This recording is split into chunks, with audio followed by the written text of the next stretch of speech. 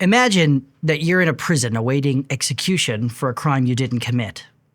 How would you spend your remaining days? You have no possessions, no books, no visitors, but just a pen and some paper and a final chance to share your thoughts with whoever will listen about what you think really matters. What would you say?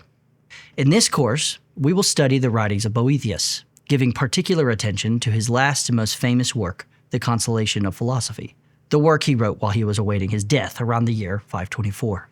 About that book, C.S. Lewis said that to acquire a taste for it is almost to become naturalized in the Middle Ages. This is perhaps because it became a favored work among figures such as Alfred the Great, Chaucer, Dante, and Elizabeth I.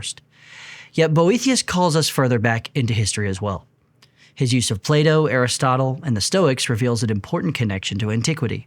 And consequently, Boethius is often thought of as an eclectic thinker and also a philosophical bridge from ancient to medieval thought. His translations of logical and metaphysical texts preserved Aristotelian and Roman Stoic thought from extinction in Italy, which in turn exercised a great deal of influence on medieval thought and literature.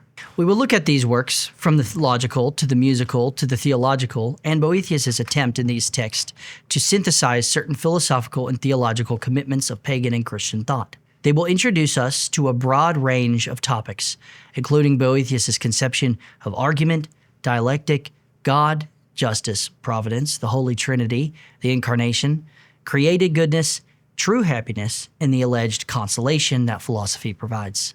In the course of completing close readings of a large portion of Boethius' corpus, students will also look at some of the main ways contemporary scholars have interpreted his arguments and ideas, their merit, and where these debates remain unresolved.